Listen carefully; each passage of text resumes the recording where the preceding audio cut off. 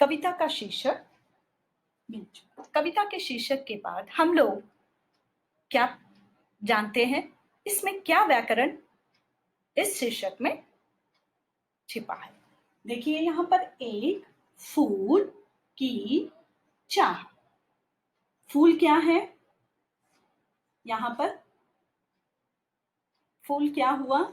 यहाँ संज्ञा आता है ना, संज्ञा की, कारक, संबंध, मध्यकारक, फूल संज्ञा, जब जाकर ये बन गया एक फूल की चाह। चाह यानी यहाँ पर इच्छा, अभिलाषा,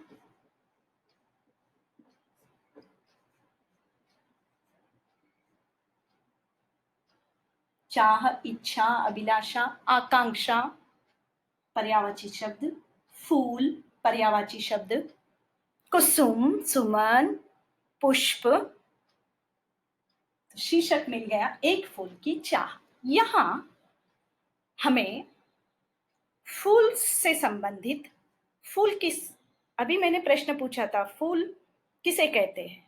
मासूम बच्चों को फूल की तरह दिखते हो, फूल की तरह हंसते हो कहते हैं। तो यहां पर एक छोटी सी लड़की को हम लोग फूल कह रहे हैं।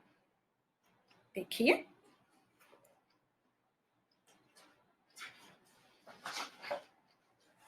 ये देखिए, इस छोटी सी बच्ची को हम लोग क्या कहते हैं? कह रहे हैं फूल कह रहे हैं। एक छोटी सी बच्ची के बारे में यहाँ पर उसकी चाह क्या होती है, वो अपनी चाह अपने पिता से कैसे प्रकट करती है, कवि यहाँ बहुत ही सुंदरता से इस कविता में बताया है। कवि का नाम है सियाराम शरण गुप्त जी।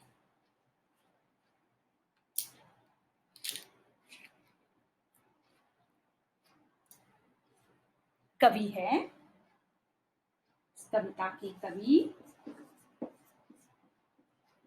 सिया राम शरण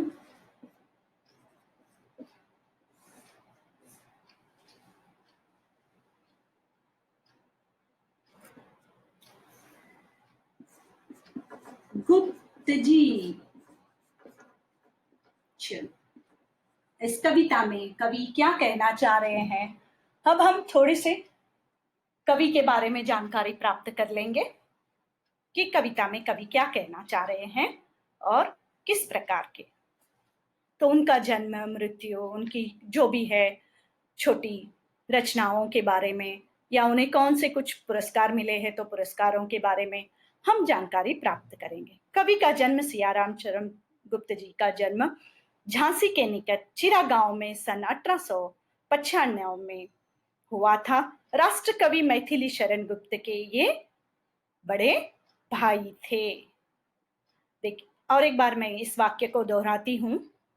राष्ट्र कवि मैथिली शरण गुप्त जी के ये बड़े भाई थे सियाराम शरण गुप्त जी। पिता की भी कविताएं लिखा करते थे। सियाराम शरण जी के और मैथिली शरण जी के, गुप्त जी के पिता भी कविताएं लिखा करते थे। इनके कारण परिवार में ही इन्हें कविताओं का संस्कृत संस्कार जागृत होगा। महात्मा गांधी और विनोबा भावे के विचार के ये अनुयायी थे। अनुयायी यानी शिष्य। उसका संकेत इनकी रचनाओं में भी मिलता है, यानी विवेकानंद जी का और गांधी जी के बारे में। इन्होंने सामाजिक कुरीतियों, ध्यान दीजिए मैं जो वाक्य पढ़ रही हूं, सामाजिक कुरीतियों पर करारा चोट किया है।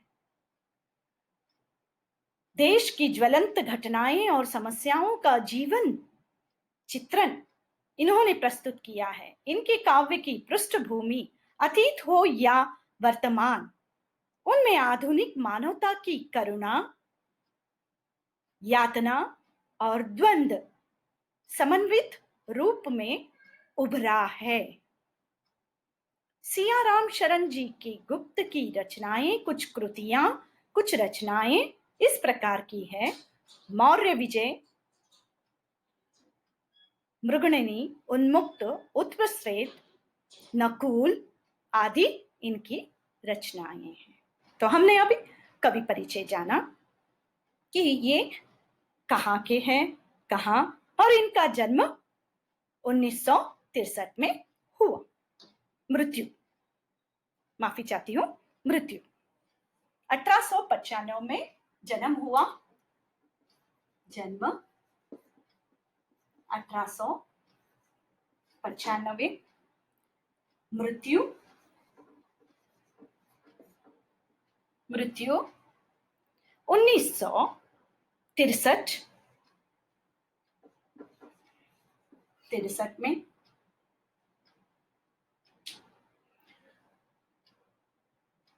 कुरीतियां समाज में, तो बताया अभी मैंने। आज समाज के लोगों ने कुरीतियों में किस तरह से हमें बांध कर रखा है, उसके ऊपर कवि ने बहुत अच्छी तरह इस कविता में बताया है। देखिए, जैसे हम अब इस कविता पढ़ने जा रहे हैं तो थोड़ा सा मैं आपको उस कविता के बारे में बताती हूँ संक्षिप्त में। उसके बाद मैं कविता का विश्लेषणात्मक आप लोगों को बताऊंगी। एक फूल की चाह गुप्त जी की बहुत ही एक लंबी और प्रसिद्ध कविता है। प्रस्तुत कविता में एक अंश मात्र है। ये कविता बहुत बड़ी है, लेकिन यहाँ पर आज हमको 9वीं कक्षा में एक अंश मात्र ही पढ़ने के लिए दिया है। पूरी कविता छुआछूत पर आधारित और समस्या के केंद्रित किया गया है।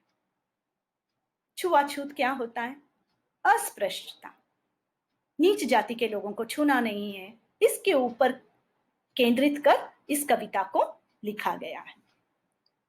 एक मरणासन अछूत कन्या के मन में यह चाह उठी कि काश देवी के चरणों में अर्पित किया हुआ एक फूल लाकर कोई उसे दे देता।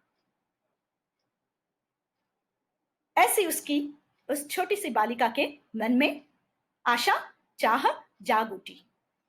कन्या के पिता ने बेटी की मनोकामना पूरी करने की बेड़ा उठा लिया। वह देवी के मंदिर जा पहुंचा, देवी की आराधना भी की, पर उसके बाद वह देवी के भक्तों की नजर में खटकने लगा। मानव मात्र को एक सम्मान मानने की नसीहत देने वाली देवी के स्वर्ण भक्तों ने उस विवश, लाचार, आकांक्षी मगर अछूत पिता के साथ कैसा सलूक किया? क्या वह अपनी बेटी को फूल लाकर दे सका? यह कविता का मार्मिक अंश ही बताया गया है जो आज हम पढ़ने जा रहे हैं। किस तरह अछूतों को उस समय मंदिर में आना मना था, उसके बारे में यहाँ पर बताया गया है। इस कविता में मार्मिक अंश लिया गया है। एक छोटी सी बालिका, अछूत बालिका के चाह को, इच्छा को उसके पिता पूरा कर पाते हैं या नहीं, आज हम इस कविता के द्वारा जानकारी प्राप्त कर लेंगे। समाज की कुरीतियां, कवि ने हमें कविता में बताया था किस तरह की समाज की कुरीतियां होती है। तो एक व्यक्ति किस प्रकार से समाज में यातनाएं, कष्ट को सहन करता है। अब हम कविता पढ़ेंगे, एक फूल की चाह। ये कविता बहुत बड़ी है।